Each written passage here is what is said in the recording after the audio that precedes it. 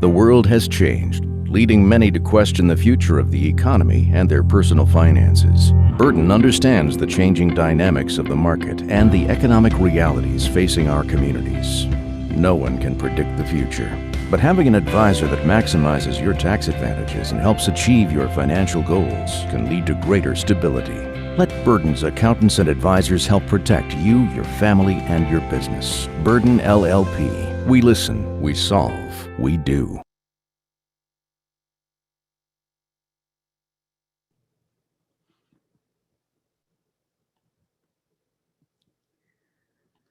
Well, good morning, everybody, and thank you for joining us today for a special power briefing with the 2021 Innovations Powered by Women Award honorees. My name is Kathy Cunningham. I'm co-deputy editor and also finance editor for Commercial Observer. Over the course of today's programme, Max Gross and I will be welcoming the honorees to join us and discuss the most transformational trends they are seeing in their corners of the market today. But before we get started, I'd like to thank today's programme sponsor, Burton LLP. And now, without further ado, let's welcome our first guest, the 2021 Lifetime Achievement Award honoree and CEO of the New York Tri-State Region at CBRE, Marianne Tai. Hi, Marianne. Hi, good morning, Kathy. How are you? I'm really well, thank you. How about yourself? Good, very well, very well. Good. So congratulations again on this award, Lifetime Achievement, very well deserved. But Marianne, you've always been in real estate. So I'd love to know what first enticed you into the industry in your 30s? I often say that I saw backwards to a career in real estate because I had these marvelous jobs. I'd worked in the White House, I'd worked at the Smithsonian. It wasn't a lack of interest in what I did previously. And right. I was in the cable industry. I started A&E Channel. It was that all those jobs involved constant travel. And I was married to, and remain married to, a man who's a surgeon. Surgeons don't travel all the time. No. And we have had a son at that point, a young son, and I needed to stay home more because my husband was in the operating room and my son wasn't getting the attention that he deserved.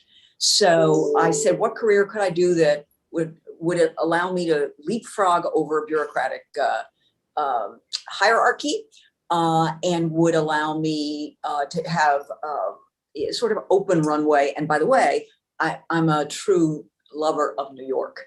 So right. I knew that I would love the projects that I would be working on, but it was a very, very hard start. So talk us. All right. So what were you doing when you first entered the industry? And I think you and I will discuss our love of New York later in this conversation. I think we're both very similar in that regard. But what were the first projects you were assigned, and how was that experience for you? Also being a woman in the industry back then. So I was assigned to a project called the IDCNY. You've never heard of it because it doesn't exist. And it was, the intention was to build a convention center, a permanent exhibition center, like a D&D building for office furniture in Long Island City. And they, again, there were industrial buildings back in the day. Industrial buildings were cheap. So, and plentiful. And there were, you could get there by train very easy, by subway very easily from Midtown. And the notion was people were just going to buzz right over to Long Island City and they were going to select their furniture or their whatever components they needed to occupy office space. As it turned out, this was a complete bust as an idea. And I spent a year and a half working on it. And I did end up doing one, I think it was a 1,300 square foot lease, although they didn't build the space, so nothing ever came to fruition with it. And I was on a draw. And for those who don't know what that is, that's the company paying you money that you have to pay back. And so I was on a $40,000 a year draw. And at that point, obviously, I was at least $60,000 into it with no prospect at all of paying this money back. And I ran into the only major woman broker in the New York City market at that time, who happened to, actually, by the way, her being at the firm I went to, the Edward S. Gordon Company, was the reason I chose that firm. I figured if Carol could do it, I could do it. And I ran into her in the ladies' room when I was deep in the hole of the $60,000 hole. And she said, hi, she had very nicely, we were putting lipstick on, very nicely, hi, how are you? How's it going? And I said, well, I'm working on the IDCNY. And she said, one industry, one building, one lease. You're not going to learn anything from that. And she put the lipstick back in her purse, clicked it closed, and walked out of the room. And I was like, oh my God. I've made a terrible, terrible mistake coming here. So did you something after her, or did you chase her out of the restroom? I did not chase her out. I think I was so stunned. And also I'm a thinker, and I wanted to, by the way, I knew immediately the truth of what she was saying. It was that I wanted to reflect on it. And I did have always the possibility of going back to ABC and continuing to be in the cable industry, because I was still under contract to them. And I was doing that sort of on the side. But instead, what I elected to do is I got some time on her calendar, and I sat down with her, and she said, you know, I don't want a partner, but I'd be willing to have you work with me and effectively for her. She said it in a very nice way. I then went to Ed Gordon, the head of the company, and said, Carol, no, actually, it was a manager. It was somebody who was a manager. I can't remember who it was. I went to the manager and said, I would never have gone to Ed Gordon at that stage. Carol wants me to, no, Carol has agreed to let me work with her. And the manager said to me, she hasn't got anything to teach you. She's a totally instinctive broker. There's nothing you can learn from her, but you're probably right. We should take you off IDCNY and put you on something else. So I was struck by, they also offered up a broker they thought I should go work for. And I knew enough about the office in that year and a half to know that this guy was, how should we say, he'd probably be in jail today for his activities as far as his sexism is concerned. Oh yes. And I thought, this is, again, I must admit, I sort of held all my emotions in check. And I knew I was never going to go work for that guy. That wasn't happening. So I went back to Carol and I said, Carol, I went and saw this gentleman, and he suggested that instead I might go work for someone else because he thought it might be a better fit for me. And so she looked at me again, very directly, and said, he told you I don't know anything, right? Wow. And I said, oh, no. He didn't say that. Of course, that was exactly what he said. Right. She said, just sit right here. She picked up the phone. She called Ed Gordon, and she said, Ed, you know that young woman who's joined us, Marianne Ty? I'd like to have her come and work for me. Okay, do you have a problem with that, Ed? And he said, no, again, what did he care, right? He's like, Carol, whatever you want. And she said, great, thanks, Ed. Boom. And she said, I'll talk to your manager about arranging for you to have the desk outside my office. And that is how my career actually began, because Carol made those remarks in the ladies' room and because she called Ed Gordon. I think things happen for a reason. I don't know if you agree with that, but I feel like, you know, you're supposed to be where you are at that precise time for your career to go a certain way. So Marianne, how did your career start to evolve once you'd met Carol, once you started working alongside her? And what are some of the key changes that you found, you know, pre or post Carol?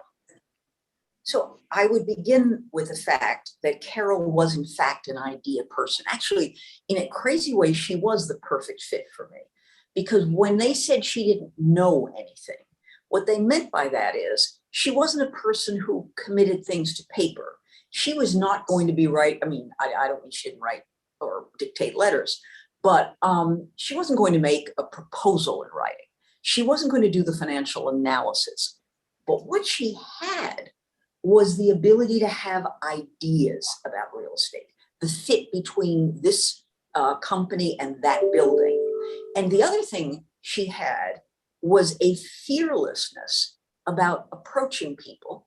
And of course, she did not personalize rejection. In fact, it was Carol who taught me that somebody taking your call and saying no was the opening of a conversation. Okay. That it was no on that particular day and time. I always remember she had framed in her office a sort of diptych frame that had a letter she wrote to IBM offering them Park Avenue Tower. Oh, no, excuse me. It was the response from IBM declining her offer to them of space in Park Avenue Tower. And framed next to it was the tombstone 18 months later, announcing that they were signing, I think it was a 400,000 square foot lease. And it was this wonderful reminder she had on her wall right at the ready that 18 months, the answer was no, and 18, but there was a signed deal, shortly thereafter for this immense amount of space, which anchored the building. Right. So I guess perseverance is key. I guess that's also kind of part of the fabric of New York, right? If you're working in New York, you have to persevere, you have to keep going, you have to keep, doing whatever you do, and to be aware of, you're going to get rejected sometimes, but in general, things always work out in the end. Well, it also always seems so personal when people are rejecting you. I think, right, yeah. I don't think you ever get over that. And by the way, I think that is likely true for men and women. But I think what Carol really taught me was rejection in business is not the same thing as personal rejection. It means that your timing was bad, you went to the wrong person, your idea wasn't a good fit, any number of business issues. But that if you thought about the business issues and you were in the right venue with the customer, you could get up to bat again. And that she always did. Right, absolutely. And how's your experience generally as a woman in the industry at that time? Do you find there were many women or not so many, or how did you feel being a young woman just kind of starting out your career? So I had the good fortune of starting my career in industries, in one instance, the art world, obviously the Smithsonian, and the other, the federal government, where there was a full population of powerful women. So I didn't have any self-consciousness. I always say I worked in the White House when I was in my late 20s. I testified before Congress in my late 20s. In the congressional thing repeatedly. It was very hard to intimidate me, only because, I knew the Vice President of the United States and his wife closely. And I'd met the president many times. So it wasn't, by that time, even though I was a girl from the South Bronx who had not had this experience, by the time I was 36 years old, okay, you were a big shot, that's fine. But you're a person too, so let's have a conversation, or not. So I think that I was struck, of course, by the complete boys' club that the business was. And it was so much more so than today. I can't even begin to describe to you how casual sexist remarks were just part of the common currency. I also have to say this, Carol she cleared the path for me. Yeah. People were more careful in front of her. And since I was eventually her sidekick on everything,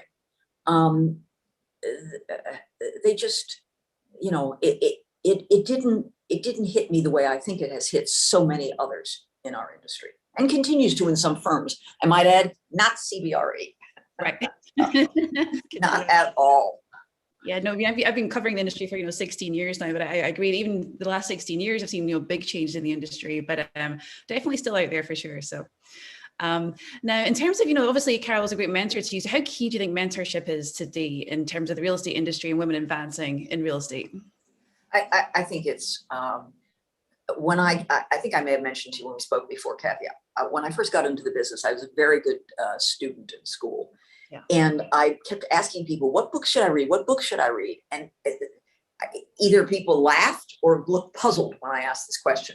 I continue to believe that mentorship is how we in the real estate industry pass on our knowledge. I don't mean that somebody shouldn't be teaching you, the principles of accounting, but I do believe that the great Hamilton, that you have to be in the room where it happens. That's pretty much, in my view, the only way to build a career. And so you have to have, and by the way, it doesn't mean a single mentor. It doesn't mean the same mentor through your whole career. And it also doesn't mean that it's a mentor that's necessarily in that portion of the business you want to be in. It's somebody, however, who can open a portal for you to engage with aspects of the business. So if, for example, you're a leasing broker, but you want to understand the capital stack of a building, and you have somebody who's a knowledgeable mortgage broker, that person can mentor you to that side of the business. And you in turn can do that. You know, it can be a mutual thing as well. But we are still, I totally believe we still learn by passing it on in a very, very basic sense. Absolutely. No, I completely agree. And Marianne, I'm sure you've put a ton of proud moments over the span of your career, but any particular moments that stand out for you in terms of transactions you completed or things you worked on? What stands out in terms of your, making you feel proud about your career today? So, I have been fortunate in having a number of such occasions. I suspect on different days, I'll pick different ones, like you love all your children, right? Right. So I certainly think the first deal at Times Square, which was my moving Condé Nast, from its 6 various locations to Times Square, was a transformational deal that was done in the late 90s. And that was the first time I thought the whole thing up myself, so to speak, and represented a tenant whom I could persuade that was the right thing to do. I also think the creation of the New York Times building, which was, I think to this day, still the most complex deal I ever worked on, because it involved, I would say, there is not a single real estate structure that building didn't possess. I mean, it's a ground lease. We needed all manner of city and actually state approvals as well. And we had to deal with the financing market. We had to run the architectural selection process. We ran the joint venture process and selected the joint venture partner. We put the times in, and then we were leasing agents for the entire building. So there's kind of nothing about that we didn't. And along the way, there were so many moments. My partner in that, Greg Tosco, and I would say, what are air rights worth at 8th Avenue and 41st Street? And there was no comp set to go to. And I remember our desperately trying to figure out, what numbers made sense. And I have complete comfort in the fact that we made a great building, but we made a great transaction for the New York Times. Absolutely. Now you are and can I say, Kathy, one more thing? Sure, yeah. I also have to say that the years I've worked since 2005 on the World Trade Center, right.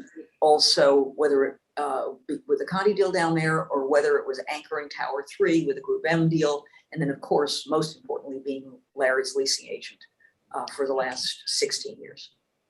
That was actually my next question. Sorry, so you're obviously a bit psychic as well, maybe. And but I was going to ask you about, obviously you rep Condé and the move to World Trade Center, and I guess you must also feel like you're part of the fabric of New York in terms of its rebuilding, and you've really worked on deals being very important for New York in terms of rebuilding after a crisis and the kind of re-energizing of that particular area. So how does that feel today to kind of look back and say, I was part of that, I was part of this movement in New York, this kind of re-energizing, this getting back to business for that particular area? It must feel really good.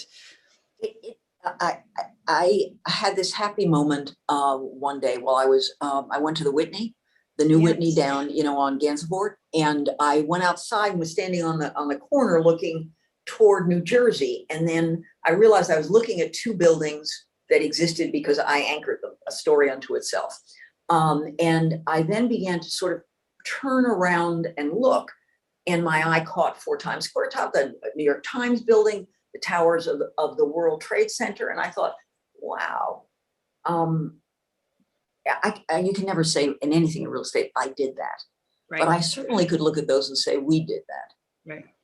And I do have to say this though, I feel like I got into the business in '84. I can't tell you how many crises I feel like we've been through. Right, quite a few, right? Yeah, I mean, I'm like, enough. We need another stable period of time would be much appreciated. But the 90s were a dark period to be in real estate, let's face it. Then of course we had the dot-com bust, then obviously the tragedy of 9/11, then we had the financial bust, and then we have COVID. And I feel like somehow everything is more intense in New York. Right. And as a consequence of that, the impact on real estate feels more intense too. Right. So which of these crises was the most challenging for you in terms of rebuilding your business or helping your clients? Which one was especially tough for you? I would tell you that the post 9/11 period and the current period that we are in, for two very different reasons. Post 9/11, we experienced, at least for 18 months, a crisis of faith in, was New York safe? Were skyscrapers safe? Did anybody ever again want to be in the upper story of a skyscraper? Were terrorists going to keep attacking us? And that sense, and I represented two of the major tenants that took significant losses, Trade Center, and went to a lot of funerals and dealt with, they're trying to get back up and running again.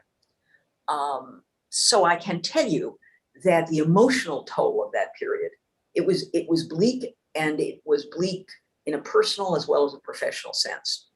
COVID is a very different thing. Fortunately, through the miracle of great scientists and great companies, we've seen solutions happen faster than any of us could have hoped. And I said to my husband, a doctor, just the other day, why do you think anyone would want to not get vaccinated? And I said, do you think it's fear? And he said, no, it's just stupidity. And I had to laugh, because to a scientist, this is just a strange thing. What's really happened, though, is it's caused everybody to rethink their life, but also every business to rethink how they operate. Right. So that we are again in a world of uncertainty. And I can tell you that the one thing real estate transaction, or the real estate world, doesn't like is uncertainty. That's why this period is so challenging for all of us. Absolutely. And Mariana, do you think you're seeing confidence return to the market in terms of people wanting to transact and do deals and take space, or do you think we're still in a kind of a hybrid stage where there's still a little bit more, room to run before we actually get back to that full swing New York market again? Curiously, and I say it that way, I think the bottom of the market of this moment was probably a few months ago. Yeah. I think we are seeing as one of my colleagues said yesterday, we're digging out. Okay. And transactions are beginning to happen again. People are actually engaging. People who are confident of, and by the way, some people actually did well in this difficult time. Some businesses did well. So I can tell you, I'm dealing with 3 of my own companies, people I represent, who are doing expansions in New York. And that gives me great joy. I think that confidence is slowly returning, that we are going to need the office. Again, nobody is really, really certain. You can pronounce anything you want. Nobody is certain if people are coming back 5 days, 3 days, whatever. And all of that said, we are digging out. That's excellent. And Marianne, without giving us, too much information, but any kind of, clues as to the type of tenants that are expanding today? Are they tech focused? Are they law firms? Or what are you seeing in terms of expansion? Well, I can tell you that, of course, tech firms that have a success model.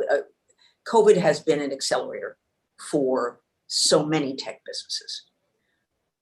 I can also tell you a number of financial service firms. I know private equity firms, as well as hedge funds, have had genuine success. The customer I was visiting yesterday who's looking to expand their space, private equity, this has been a golden period for them.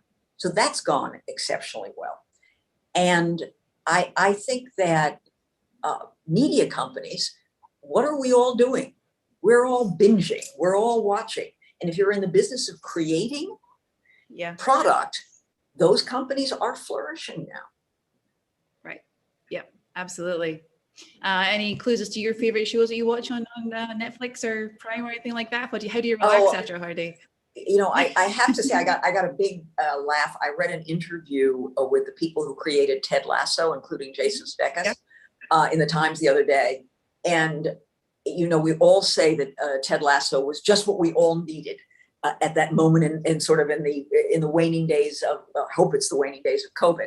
And he said, after people got tired of watching and rewatching the Queen's Gambit, they needed something. So we were lucky enough to come along at that time. I mean, the happy news is that most of us are watching more or less the same things, and we're passing on to one another whatever it is that we're looking to recommend. Yeah. No, absolutely. Now, Mary, I want to talk about your love of New York and your passion for New York, because you told me once before that New York City really kind of encouraged you to stay in real estate and know that it was something you wanted to do as a long-term career. So can you talk a little about that, about, how do you feel about New York today? And also, I'd love to know how your love of New York has evolved over the years, if it's changed, if it's morphed, or, when you started your career to today. So I think I said to you, Kathy, I actually don't think I would be doing this work in any other market. A number of my colleagues work for their customers all over the world. And I do have to say, when I go on vacations to cities around the world, I do take in the real estate, but I'm definitely a tourist. I do not want to be on the plane all the time going to where, by the way, that's why I got into real estate, right? So that I didn't have to get on the plane all the time. And as fascinating it is to see how they do it in Singapore, actually, speaking of shows I love, you know the movie Crazy Rich Asians? I do. Yeah, I love that movie. So they show it on TV all the time. I don't know why. And I love to watch any piece of it because of Singapore. I've never been there. I'm dying to go there. I love to look at the skyline. I love to all of that. I mean, I must say I get a big kick out of it. And interesting, I'm going to make an analogy. The director of that movie just directed In the Heights. If you haven't seen that, it's totally worth seeing. Okay. And what's interesting to me is how brilliant he is at creating a sense of place, because in Crazy Rich Asians, you feel like you're right there. And In the Heights, he gives you the full texture of that Washington Heights experience. Anyway, back to New York. The reality of life in New York is that it is endless discovery, inexhaustible discovery. And I guess I'm the kind of person who, when I think of the various careers I've had, I would always think, if I was 10 years into it, I was long into it, meaning it wasn't giving me the same excitement that it did in the early days. It is impossible to exhaust New York. And do I look at it differently? Well, first of all, I look at it with a level of intimacy now I never had before. I mean, it's taken me a very long time to understand a lot of what I understand about New York real estate. And by the way, I tell you that it would be impossible. I love the people I know who are expert. There's a gentleman named Michael Parley, who is the guru of the zoning code. It's magic for me to listen to him talk about any particular, you ask him a zoning question, and when you get the answer, you could never be Michael Parley, but to be able to have access to a person like that and to learn from that person. And by the way, that's true with the architects, it's true with the engineers, I mean, the construction trades, on and on. And the challenges of creating real estate here are enormous. We don't even have a construction batch plant on this island. But right, yeah, the rewards are enormous too. And it's just endless discovery. Absolutely. And you and I talked about E.B. White's book, Here's New York, or his essay, Here's New York, which kind of describes the energy of New York. And I feel like, even obviously that book was written a very long time ago, but that it still really stands true in terms of the energy you feel in the streets of New York. And I guess that must also kind of help propel you every day to do what you do and see New York coming back post-COVID stronger than ever, right? It's funny you say this, Kathy. E.B. White wrote in 1948, as you know, and I'm struck by the fact that the only times that people rediscover this piece, I think it was written for the New Yorker. It wasn't written as a book originally, because it's a little book, right? Is when the city is in crisis, because people pull out Here Is New York and they read it again. I think I told you that the Christmas post 9/11, I sent copies of that book to all my customers. And yes, in this COVID moment, I can't tell you how many people have raised Here Is New York.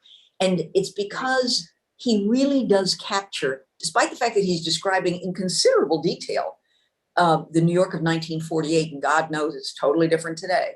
The underlying energy of the city, the city's embrace of diversity, the city's embrace of excellence, all of those things are still hallmarks of life here. Absolutely. And I feel like the first few months of COVID, when the streets were quieter and you couldn't really feel that energy or see that energy, that reading that book really helped kind of, you feel it again already, like you said, you almost feel it when you read it. So yeah, really important. So let me give you one more. Let me give you one more Sure. book thing. So for Valentine's Day, post-COVID, this past Valentine's Day, I sent my customers Roz Chast's book called Going Into Town, which is a hilarious book. She's a New Yorker cartoonist, in which she reflects on the oddities of life on the streets of basically Manhattan. She does, when she says going into town, she grew up in, I can't remember whether it's Brooklyn or Queens. And whenever they would go into Manhattan, her parents would call it, we're going into town. And she captures it.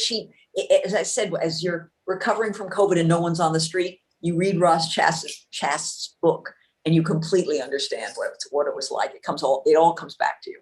Well, I have to check it out. Thanks for the recommendation. This is like a book club. This is great. No, it is. It's great. Marianne, I think we feel very similarly about New York. Now, any big plans for the rest of this year? Anything you're hoping to accomplish by the end of 2021? I have a bunch of major deals in the works, weirdly enough, and I'm eager. Two of them in particular, I'm eager to see if they can be accomplished this year. The nice part is that nobody sees them on the horizon, and I want to keep it that way until the end. So We'll see. We'd love to write about them whenever you're ready. But Marianne, we're almost out of time here. The time has just flown by, and I could speak to you for hours on end. But thank you so much for your time today. It's such a pleasure. Thank you. It's been a pleasure, and I'm honored with the award. Thanks so much, Kathy. Thanks so much, Marianne. Take care. Take care. Bye-bye. Bye. Well, I think I speak for many when I say that was a great conversation. Thank you, Kathy. Thank you, Marianne. My name is Max Gross. I'm the editor-in-chief of Commercial Observer, and I'm going to be joined now by Yvonne Seto of Paycobb Freed, and Colleen Wank of Taconic Partners. Yvonne, Colleen, welcome. Hi, Max. Thank you. Hi, Max. I love that. And the Roz Chats, what was it? I have not seen Ted Lasso, so I feel like I have a lot of homework to do after that last conversation. It was great.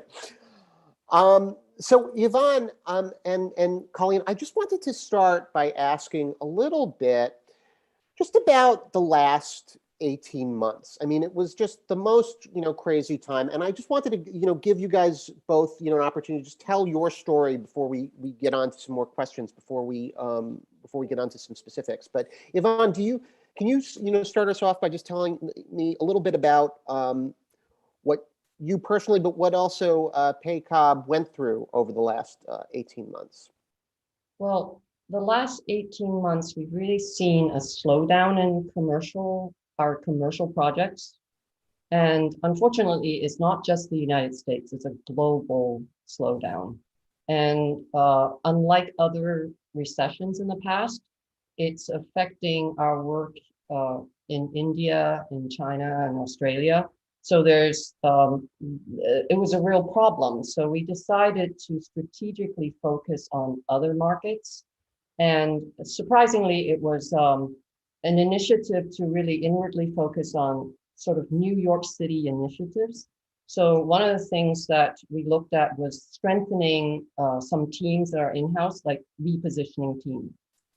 We had just finished completing a repositioning project at 1221 Avenue of the Americas for Rockefeller Group. And that was a great leasing success story. And actually, thanks to Marianne, Ty and her CBRE team, it was a very good project. So we have a great team for that. We also created a new team on carbon in response to the local law 97 law, which starts to penalize buildings starting 2030.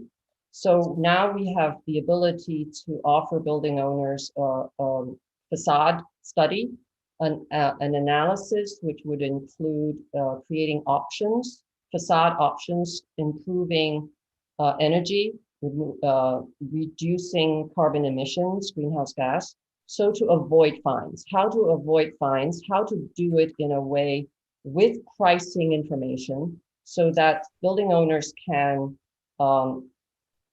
look to how to do their cash flow and achieve a payback in a good way. And then thirdly, as Marianne was saying, we always are interested in zoning. And we now have a great zoning team that can do Waldron diagrams, sort of a parametric tool that can allow you to design a building form and which would comply with daylight regulations. So sort of a different focusing effort going on, but I think it's important in this time. Before I get to Colleen, I did want to ask, were a lot of these changes things that were just sped up? Do you think that they would have just happened at some point in the future no matter what? Or do you think that these were really a different new take? Well, this was sort of a interest across our partnership. Always wanted to do it, but didn't really have the time. So this allowed us to have a good focus on that because there was time. Mm-hmm. Got it. Colleen, why don't you tell us a little bit about your personal last 18 months and what Taconic has been going through? Great, thanks, Max. So I'll take the Taconic end first, and then I'll talk a little bit personally. Sure. You know, I think Marianne Tai, of course, hit it on the head. Obviously, COVID created a lot of uncertainty. So whether it had to do with our investments, our construction, our people, we spent a lot of time studying performance and how people were doing, how our investments were doing, you know, everything from supply chain issues to viability of underlying business plans, and kind of iterating on a daily, weekly, monthly basis to make sure that we were pivoting and adjusting as appropriate to respond to what we were seeing in the marketplace, both because of COVID and then because of some of the underlying changes that were happening within the New York City market pre-COVID. Things like local law 97, as Yvonne mentioned, things like the burgeoning life science sector, which we previously had already been invested in. And, you know, I think COVID certainly was a catalyst for how people use space, both on the commercial office side, which truthfully, I think if anybody said they know what will happen in that marketplace, they'd be lying, right? So we're absorbing information and responding to it, both on a planning side, on an infrastructure side. And we also saw it on the residential side as people, you know, had more flexibility. They were working from home, and did they need larger space, not necessarily more efficient space, and how did that human behavior change? So I will say, thankfully, in terms of performance of the portfolio and the potential for deals, obviously life science was a bright light and continues to be within the sector, and we're expanding that portfolio at a disciplined but aggressive pace. And, you know, our construction projects were allowed to advance selectively through the process, and we're seeing leasing coming back. We're seeing prospective tenants come back. And our multifamily portfolio remained relatively stable. Of course, we kind of flex concessions when necessary.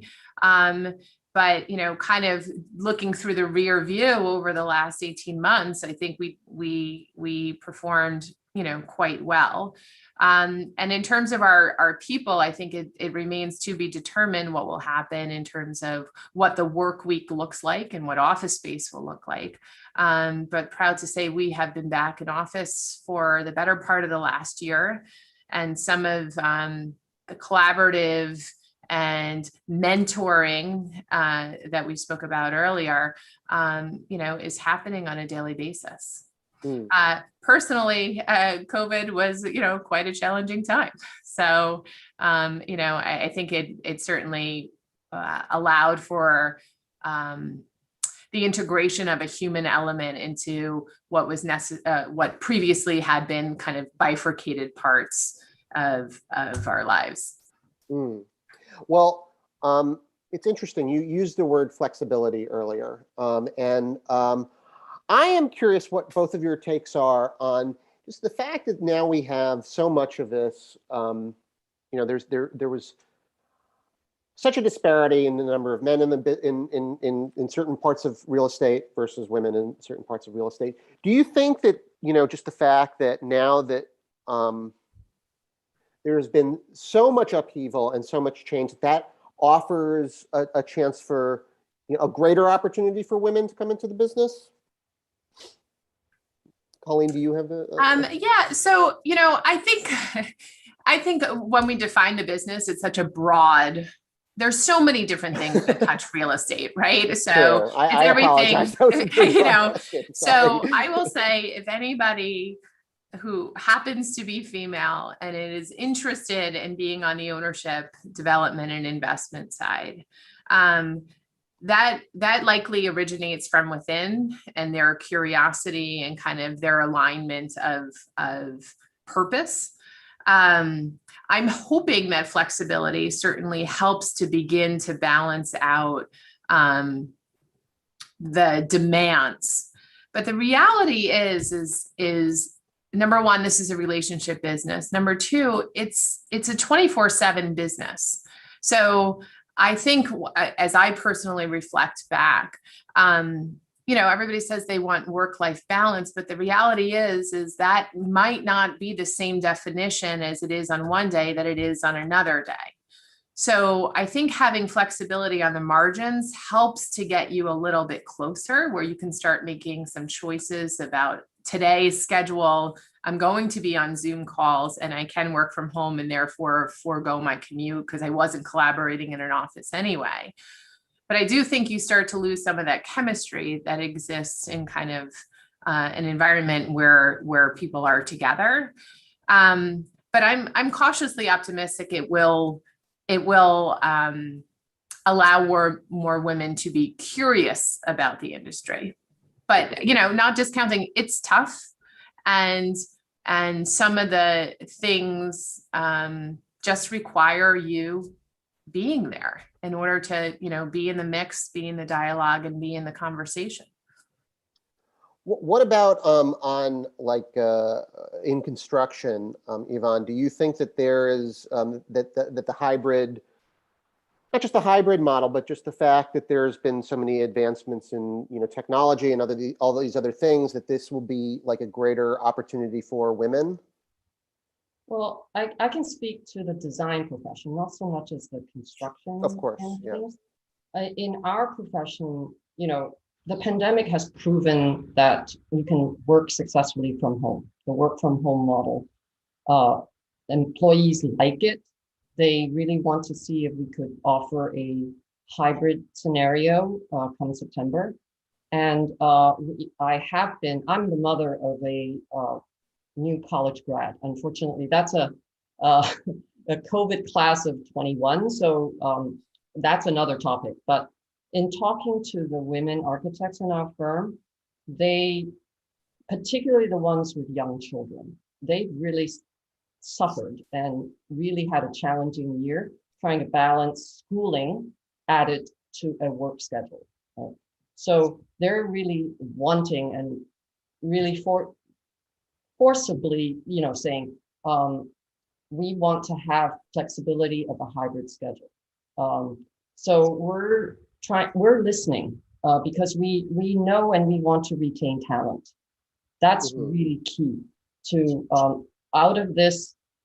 It's not necessarily a women's issue; it's a parent issue. Through this pandemic, both men and women are working to make this their schedule work. So I think this is a new thing for employers to think about. I mean, yes, some firms are saying, 100% in person.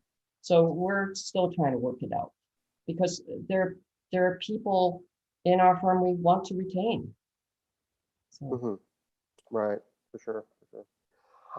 So, I think that we are at a precipice where, obviously there's been so much talk about backsliding lately that it feels a little dangerous saying that, but, a lot of firms are saying, okay, starting in the fall, people are going to be coming back after Labor Day. There's going to be some edicts about a couple of days a week, at least in person.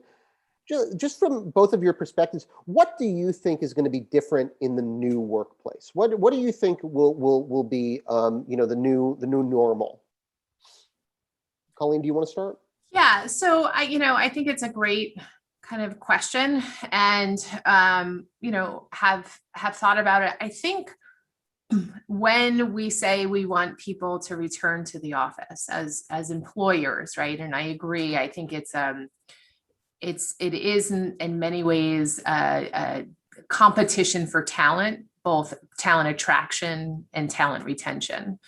And so I think when you say you must come into the office, and whether it's 2 days a week, 3 days a week, 5 days, whatever works for you and your firm, I think you have to design the space so that it's proof of concept in terms of the reason why somebody's in the office. So, I think the tech world had really embraced this, and now it's kind of spilling in on the commercial office side, right? But those collaborative spaces, the amenity spaces, the compelling reason of now I'm here, how am I producing and working efficiently here versus when I was, in my home office in a Zoom environment. I also think that we'll have some, lasting and lingering and probably positive effects of COVID, and whether your procession into a building is more of a touchless experience, when indoor air quality is improved both in the filtration and infrastructure side. Whether office spaces either have public or private outdoor space.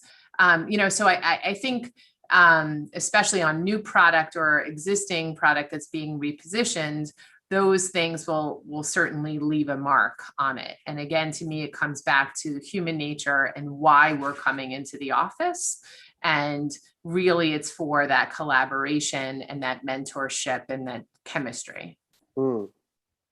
Yvonne? I agree with Colleen. When you come back to the office, you expect, if you are on a hybrid schedule, you need less square footage. I mean, we need less square footage, and many firms do. And the type of space, more amenity space, more spaces where you can meet in different ways, formally, informally. You can do a lot of focus work from home. Coming in is the opportunity to meet, to collaborate. And for architectural firms, collaboration is very important. And that is missing. For our firm, printing models, we miss that. You can't freely print all these 3D models at home. So the first week I was back in the office, I cleaned out, some things that I didn't have for a year, I don't need. So depersonalizing your space, making your space available to many.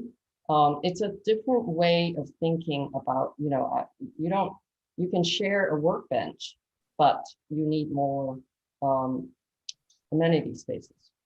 And of course, as Colleen says, outdoor spaces is, with COVID, everybody wants terraces and outdoor spaces. I'm very curious about how they're going to be cared for during the winter, but that's different. That's different. That's a different conversation. So I was very interested in what Marianne Ty was saying, during her conversation about mentorship, and, Carol Nelson, I am very curious. So much of what people say is, so critical about the office is relationships and mentorship. And I'm curious, how has mentorship gone over the course of COVID for both of you? Like, have you been able to mentor people? Has it been too great a hurdle? Have you been able to do it, on a Zoom or something? Colleen, do you? Yeah, I would say, I think mentorship isn't necessarily a formal kind of relationship. It's more having that exposure. And so I would say we probably haven't done it as elegantly as pre-COVID, where you could sit and have a cup of coffee or grab a bite to eat or a drink, right, and be a little bit more casual and dynamic. But I've been quite purposeful in making sure that at least the lines of communication remain open. So focused on select kind of smaller group Zoom sessions, or available for feedback, or, also trying to foster a little bit more of, we did like a Zoom game night and some other stuff where I think, right, in order to mentor, you also have to have a personal connection. It's not necessarily just a business connection. So how do you foster that environment even in a virtual setting?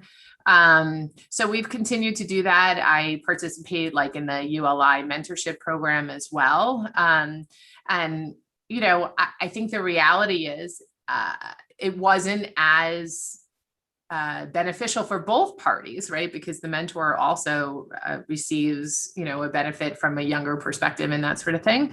But it happened. And I think, every discussion, especially as Marianne said, right, every discussion, whether or not you get the result of the conversation that you were intending to get, right? You can get a rejection or a positive, but it creates that bridge for future conversations. And so, try to, again, very purposefully keep those alive and not only have tunnel vision during COVID. And this was obviously exhausting. I have elementary age school children at home and virtual schooling. So it felt like there was never enough hours in the day. It certainly doesn't feel like that in our kind of normal world and COVID world. That was certainly exacerbated.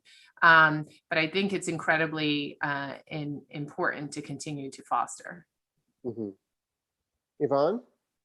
Well, 2 years ago, I started a LinkedIn Women in Design group. And it's been a really interesting kind of evolution, because it was for alumni, and it was really functioned as a networking first. Because I felt that when I came to New York, I really did not know enough people. And I really didn't know even alumni who happened to be in the same city. So having that network, first and foremost, and having a sort of as a bulletin board where you can post. So now our group is 400 plus, and also allows mentorship, and mentorship for students that are graduating. So immediately upon graduation, you are invited to join. And so you feel like when you come to New York, and it's just has grown to be not just New York, but the alumni within New York. It's not necessarily functioning as a job seeking type of thing, but networking. So I feel like it's really important for women in design to have that resource. Mm-hmm. Now, you both have children. Yvonne, you said your daughter is college age. Is that right? Or yeah, she just finished college? Graduated from college and right. looking for work. Going to real estate. That's COVID time. Life during the time of COVID. Right. Well, so let me ask you both this. I mean, the other part of this has always been the fact that, now working from home, you almost always feel like you have to work. your family always has to, almost take second place to what the office is calling. So I was very curious, like what your take on that was. Do you think that, I mean, the office to me always offers, good separation from work, psychically, mentally. What do you guys think about that? So I will say I am not of the camp that are building home offices. COVID was exceptionally challenging. As I mentioned, I have elementary age kids. And virtual schooling and being a short order cook, loading, unloading the dishwasher, all that, like all of that sort of stuff, which, as you mentioned, you kind of get a physical break from when you're at your office versus, within your home. I like that break. And I think, I always said pre-COVID, I worked as if I didn't have a family, and I mothered like I didn't have work, or at least I tried to, in my mind, separate the two. And, again, I always question that work-life balance sort of thing, but I felt like I tried to rise to the occasion depending on what was thrown that way. I think COVID created an environment, especially with this injection of like work from home, school from home, do everything from home, where those lines blended for me, which was a little bit uncomfortable because previously I wouldn't have been comfortable being on a Zoom and, having a child run behind my camera. And it would be distracting and I would likely be horrified. And I continue to be horrified, but I think I just grew a thicker skin for tolerating that because it was just the existence that we all needed to kind of persevere in and through. And so I'm hoping that kind of the humanity side of things and kind of understanding, and this kind of ties back to what we say in terms of women and opportunity or primary caregiver and opportunity, whatever, we're speaking about. I hope it kind of humanizes things so we have a better understanding of what the other polls on our employee base is. But I will say I'm not a person who's again constructing a home office. I enjoy being physically in the office, and our experience and observation, although I will admit a little, don't want to drink the Kool-Aid too early on, is even in this hybrid future work week, we're not seeing the contraction of demand on office space in terms of footprint, because when people come to the office, we're still seeing that they want a little bit of that personalization for their area. That's part of the compelling reason to come back. And again, I think all of this remains to be determined. But I enjoy being in the office and not being at home for my professional life. We're a little over time, but Yvonne, do you want to have the last word? Yes, you're right. Working from home, it's very easy to roll out of bed, go right to the computer and start working. So there's a fine line. The first 3 months of COVID, my teams were sort of working around the clock. They felt like there was no stop. And I think we've sort of gotten used to the routine now. It's not so bad as to, working all the time. I think it was also because we had projects that were starting at that time. Anyway, I think it's all to be worked out, but it is easy to go overboard. Well, there was some thumping earlier, so I've been, I don't know, I've been hearing some thumping from my son upstairs over the course of this thing, so I know what it's like. Yvonne, Colleen, thank you so much. This was a wonderful discussion. Congratulations. And I'm going to turn things over to Kathy Cunningham. Thank you, Max. Thank you. Thank you, Max. Thank you, Yvonne and Colleen, for a great chat there. We're now moving on to our third panel, which I'm moderating, and I'll be joined by Pamela Kane, Deputy General Counsel of Global Operations for Cushman & Wakefield, and Kaylee Raymer, Director of Operations at Lendlease. Hi, Pamela. Hi, Kathy. How are you? I'm good, thanks. How are you doing? Hi, Kaylee. Good. Hi. Great to have you both with me today. I think we've had some really great discussions already today on this call, but I think, the past 18 months have been a really challenging time for, I think, everybody watching this call, everybody on the call, but you both sit in really interesting seats. So I'd love to know, how was your experience the past 18 months? And also, did you learn anything about yourself as a business leader during this time? Pamela, do you want to go first? Sure. The last 18 months have been challenging, and absolutely have learned a ton. The first thing that I learned is that I am surrounded by a team of pretty phenomenal human beings. And that is, within our legal team at Cushman, but also the broader business teams, right? And so the focus has been always on, what are we doing for ourselves, for our employees, and for our clients, right? And so keeping that in the back of our heads, thinking about how we deal with the challenges that are in front of us, whether they be COVID or working from home or, societal unrest and, racial inequity. What are these challenges that are in front of us? Keeping the fundamentals focused on, who are we and what do we want to execute has been something that I think the team has been able to embrace and embody over the last 18 months in ways that I could not have expected, wouldn't have predicted. And it's been absolutely one of the most fulfilling periods of my career, which has been great in a lot of ways. And Pamela, as a global organization, did you take any cues from other markets that were hit first by COVID before it arrived in the US? Well, I think we were, as with everyone, we were sort of in a place where we weren't quite sure what was going on. I mean, I think back to the beginning of when COVID hit, we were actually going through some transformational change within our organization, right? So reorganizing the way we worked, looking at how do we focus on the needs of the business and the needs of our clients, just in the regular operating order, right? Then COVID hit just as we were trying to effectuate some of the changes we wanted to make, right? And it hit in different places, as you mentioned, right? There were, things started to happen in China. Then, we were traveling around to different places. And I actually had a conversation with my doctor around, like, I'm going to get on a plane next week. Is that okay? And he was sort of like, yeah, it's fine. Just, wash your hands. But, that all changed, as we all know now.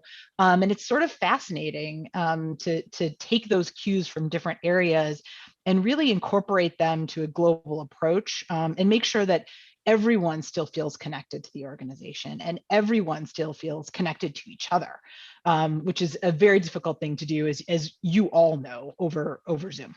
Absolutely. It was such a fast-moving crisis, and like you said, the guidance just kept changing as well. So I can only imagine, some of the things that you're dealing with on a day-to-day basis there. But yeah. Well, and that's really the key, right? It's not only thinking about what we needed to do for ourselves, but also for protecting our employees, right? Making sure that they were safe in going about the jobs that they do out in buildings around the world. And also making sure that our clients felt supported too, because they didn't know what was happening or how to approach things. So the fact that, our team in the Netherlands, for example, helped to develop the 6-foot office, right? And thinking about how do we operate during this period of time. And some of the leaders in our different businesses just did a phenomenal job of, I would say, embracing the change. Marianne talked about it, Yvonne talked about it, Colleen talked about it. Everything changed, right? And so saying, okay, this is what we're dealing with. Let's figure it out, right? It's really that mentality of stepping forward where others might step back. And it's been a great theme to see how the different women on this call have approached that. But I think it says a lot about who we are and where we're going. Definitely. And I think as an industry, we haven't really always been the fastest to adapt to new situations and embrace change. But I think COVID's really kind of, forced that in a good way. So absolutely. Really interesting. Kaylee, how about you? How was the experience for you? You're in a very different seat, obviously, on construction sites and what have you. So how was that whole experience for you? Yeah, I mean, I think that this is probably the first time as a leader or in my career and in the careers that I've observed of some of my mentors where none of us really knew if it was actually going to be okay. Yeah. There's always so much uncertainty, and in uncertain times there's so much opportunity.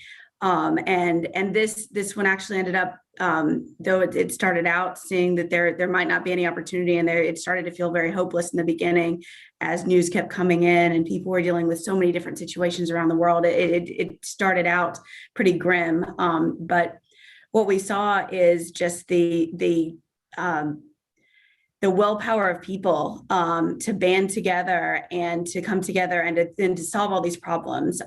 Flexibility. I work in the construction side of the business, and in construction, flexibility has never been something that's been it's been an option, because there's so many employees that are based on job sites that have to be there every day directing the work.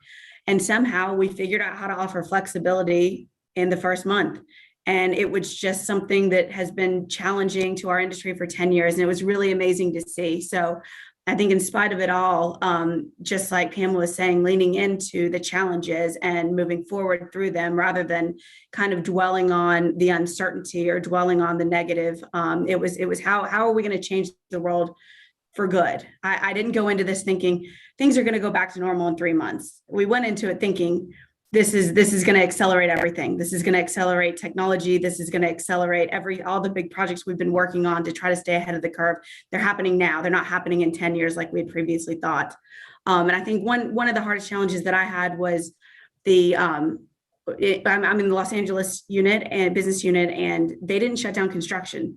So there was that inequity of people that were allowed to work from home and people that had to go in every day as a frontline worker.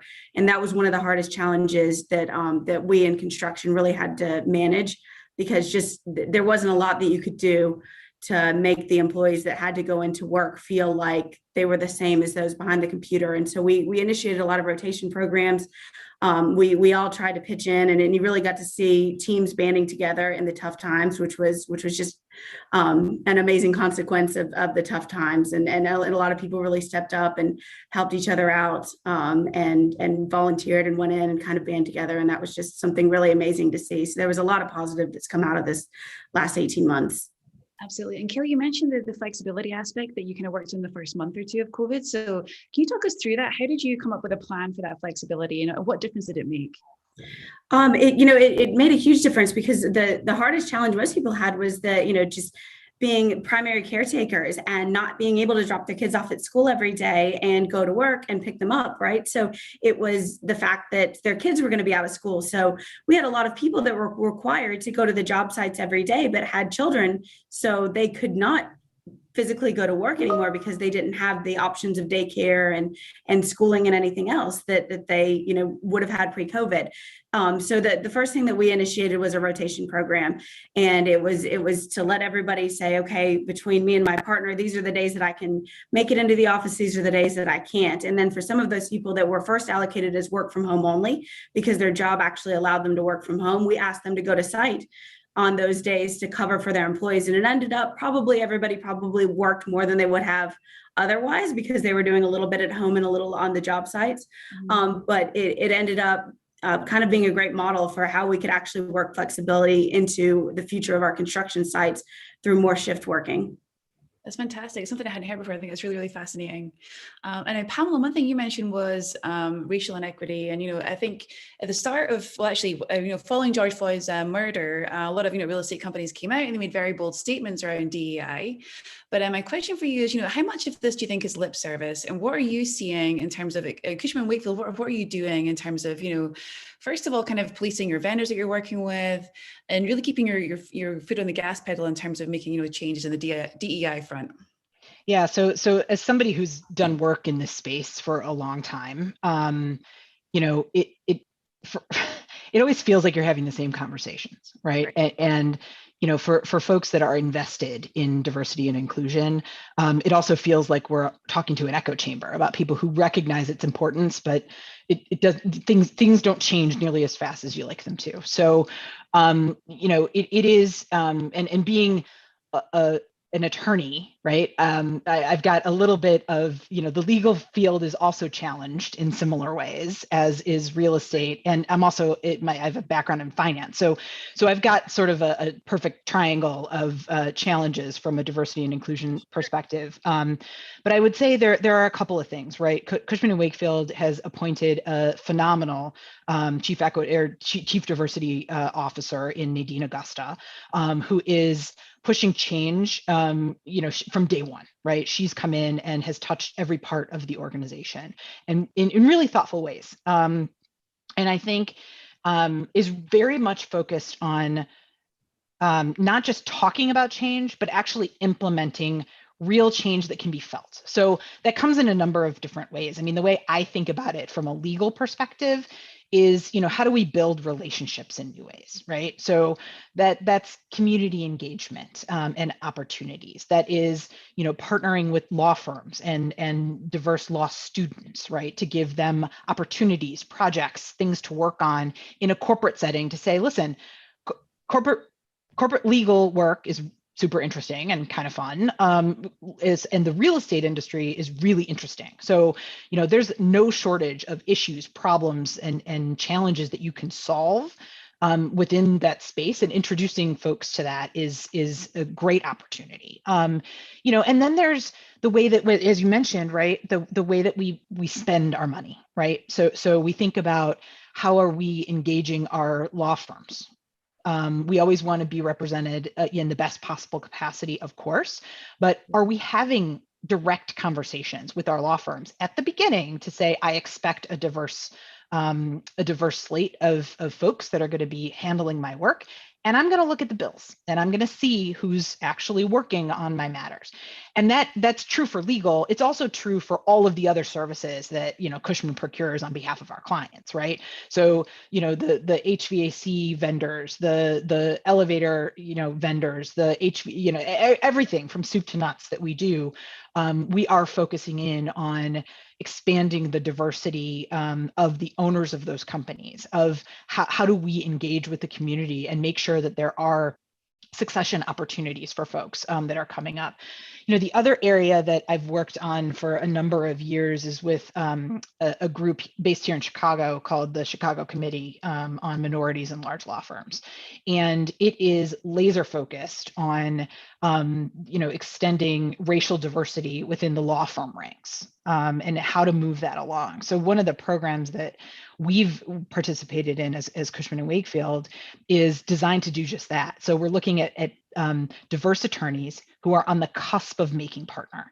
And what we do is we set them up with companies who need to buy legal services, and make sure that that particular candidate gets billing credit, which makes them a more attractive partner for the law firm to promote. So that is a way that we can use our spending power to actually effectuate change in the ranks of, who's at the table, as Marianne said earlier, who's in the room, in the ranks of our law firms around the globe. And that's something that is super important to me, and I think just needs to be a natural part of the conversation as an expectation.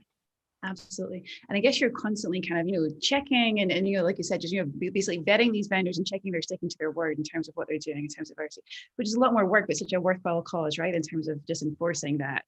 It makes us better. We get a better product for our clients. So, I don't view it as work necessarily. It is work for a good cause, true, but it is also something that is a differentiator for everybody. And there's no reason not to do it. It's no, 100% agree.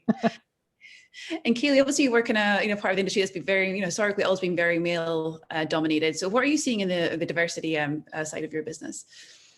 Yes, so at Lendlease we have targets for women hires and all different minority hires that not only are college grads, which we've seen a lot of progress in, but it's making sure there's no glass ceiling, right? It's making sure that the top positions and the executive positions are also showing representation. So we have a very stringent hiring process to make sure that we are allowing for more diverse hires to be getting a better shot at those roles, and making sure that we're doing everything in our power to eliminate the unconscious bias in the hiring managers and throughout the business.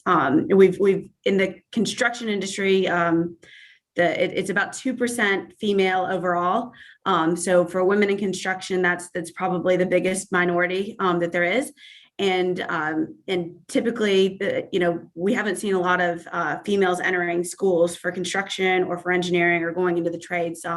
So we've taken a very big role in the National Association of Women in Construction, NAWIC, which not only promotes at the college level and up, it also promotes down at the middle school and high school level for both trade work and for going to college for engineering and construction majors, which we think that getting ahead of, sometimes getting ahead of people's careers to start thinking about it in early high school days of engineering is a great career to go into. And maybe I'm not thinking about college, but, trade work is a great way to earn a living and one day own my own business. So we're trying to participate in all aspects of that, and especially to get women interested in the industry very early on. And then we've also formed several employee resource groups that we had prior to COVID, but accelerated that through the COVID process. And we understand that allowing for more flexibility allows for more diversity within the company. So that's something we've accelerated over the past 18 months. Absolutely. That's fantastic. Now, Keely, let's talk about Lend-Lease Podium a little bit. So one thing that you brought up in our previous call that was really, really interesting is that you've really kind of made a big push in terms of automation and AI to make the construction side of the industry a little bit more, first of all, forward facing in terms of technology, but also more automated. So I'd love to know more about that, and also the difference it's making in terms of encouraging more women into the industry. Yeah. So our Lend-Lease Podium is something that conventionally most companies have tried to squeeze the construction duration to be just as tight as possible in order to make the highest rate of return on the deal, right? The longer the construction takes, the less time you may have an investor out for their money, the time cost of money, right? So basically what Podium's trying to do is to automate more of the design side and kind of compress that timeline, as well as be a platform for many different either prefabricators or service providers, subcontractors to work on our platform to further their studies in prefabrication and automation. And what we're hoping to do with that, as far as bringing more women into the industry, is conventionally, I'm going to speak from my own experience, not for anyone else. My favorite thing to do is not to, work on a 105-degree job site all day and all night. But, if I'm sitting behind a computer managing more of robotics and things like that, that's going to be a little bit more appealing to me as a woman, and maybe as a woman that has, primary caregiver responsibilities at home and can't physically go in every day. And so we've really tried to accelerate the automation and digitization processes to where anyone can come in and work on our job sites in a prefabrication or in an automated setting. And what it does actually for the construction is, when you compress construction, you typically have safety incidents. When you're trying to go too fast, you're having burnout, you're not having wellness on your job site. But if you can automate, portions of the iterative process of design, then it's a safer environment to compress the schedule on, where you're still getting the benefits, but you're not putting people's wellness and lives at risk like you are when you're compressing construction. So Lend-Lease Podium is basically just a platform for companies to work on when they're working with Lend-Lease as partnerships or as contractors, to help expedite the prefabrication process, to get more people working from behind computers rather than on the job site in dangerous conditions. Got it. Now we're almost at time. I can't believe we're actually going over a little bit. This just flown by, but I'd love to hear from both of you in terms of, now we're essentially reopened almost the world. What's your main priority today, and what's your biggest challenge as you get back down to business? Pamela, do you want to go first? We never stopped. I think, I think our biggest opportunity is, we've shifted the way that we're approaching, how we collaborate as a team. We've torn down a ton of silos globally, right? So people are talking to each other significantly more, which is fantastic. And I want to make sure that continues. I don't want to revert back into a siloed process where folks aren't talking to each other or just asking the question. And I think as we get back into the office, the opportunity for us to stay that connected will grow. We were able to accomplish it when we were all working in our houses, but now that we're together, the pop-ins, that collaboration that everybody has been talking about could naturally occur. I think some of the challenges are going to be a lot of those that we've spoken about on this call, right? There's a lot of competition for talent. Yeah. people want different levels of flexibility, right? It's as individual as there are humans as to what folks want to be able to accomplish. And balancing that against creating a culture and a strong team it's a new challenge for us as leaders, but I think just like everything else, we need to be able to step into that and be willing to try things out, hopefully succeed, potentially fail, and make adjustments as we go. So as long as we keep open minds, I think that will be something that we'll learn from over the course of through the end of 2021. Right. Yeah, I saw an article somewhere that said that the flexibility in terms of a work model is a new signing bonus for people. They really are looking for that kind of flexibility. So, Kaylee, how about you? Yeah, I would say, maintaining the wellness of our people are our best assets. And, everything's going to change so fast. We are in the exponential growth of everything we do, exponential change in everything we do. So getting out of the mentality of how we did it yesterday is how we should do it tomorrow because it worked. We have to get ahead of it before it's broken.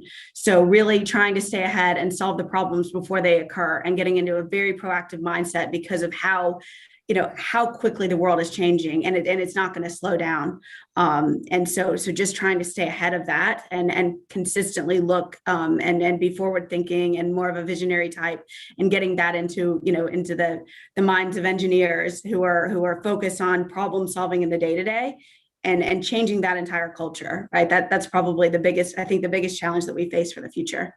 Right, absolutely. And tell me if you disagree, but I feel like, we're going to come out of this as a far stronger industry based on some of the things we learned through this, the past 18 months. But here's hoping, right? Yeah. Thank you so much for your time today. We're going over here. So thank you so much for your time. I really appreciate the conversation and hopefully I'll meet you both in person at some point. Sounds great. Thanks, Kathy. Thank you. So much. Take care.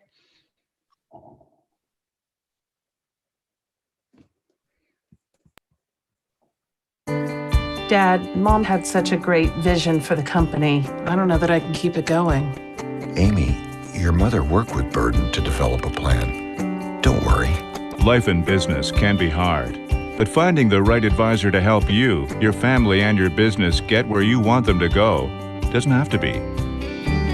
Stephen, get Burden on the line. Burden LLP. We listen. We solve. We do.